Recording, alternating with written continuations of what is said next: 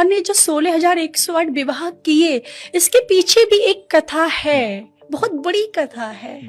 8 भगवान की मूल पटरानियां हुई, मैया रुक्मिणी, मैया सत्यभामा, मैया जाम्बवती, मैया मित्रवृंदा, मैया यमुना, मैया भद्रा, मैया लक्ष्मणा, ऐसे करके भगवान की 8 मूल पटरानियां हुई थी। और 16,100 के बारे में एक कथा आती है कि एक भौमासुर नाम का राक्षस था जो भूमि से उत्पन्न हुआ।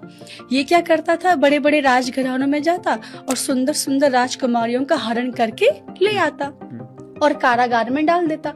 16,100 को उसने कैदी बना लिया और मन में संकल्प लिया कि जब ये राजकुमारियां 20,000 हो जाएंगी तब एक साथ इनसे विवाह कर लूंगा।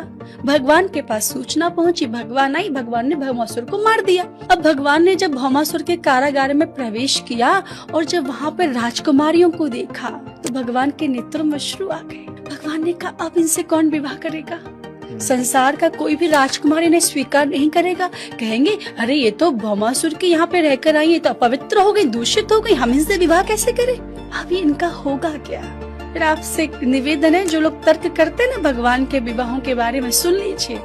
भगवान ने कहा अब इनका क्या होगा, इनसे कौन विवाह करेगा, इन्हें तो कोई स्वीकार ही नहीं करेगा। अब इनके माता पिता भी नहीं स्वीकार नहीं करेंगे। अब इनके पास 2 ही रास्ते हैं, या तो कुछ आधे आत्महत्या कर लेंगे और आधे कुछ गलत रास्ते पे चली जाए। भगवान ने कहा ये तो अनर्थ हो जाएगा, इनमें इन देवियों की क्या गलती है। तो भगवान ने पता है उन देवियों के पास गए और कहा देवियों आपके मन में कोई अन्यथा विचार ना हो ना, तो मैं आप सभी से विवाह करने के लिए तैयार हूँ। जिनसे कोई विवाह नहीं कर रहा था ना अमित जी, उनसे मेरे ठाकुर श्री कृष्ण ने विवाह किया, पत्नी बनाया, सम्मान दिया, समाज में जीने का अधिकार दिया। और लोग तर्क करते हैं कि भगवान ने इतने विवाह किए। वो समस्त स्त्रियां भगवान के चरणों में लेट गई, प्रभु इतने दयावान, इतने दयालु, हमें तो कोई संसार का पुरुष भी स्वीकार नहीं करता और श्री कृष्ण आपने अपनी पत्नी बना लिया, आपके जैसा कोई नहीं है। इसलिए मैं हमेशा कहती हूँ श्री कृष्ण जैसा कोई नहीं।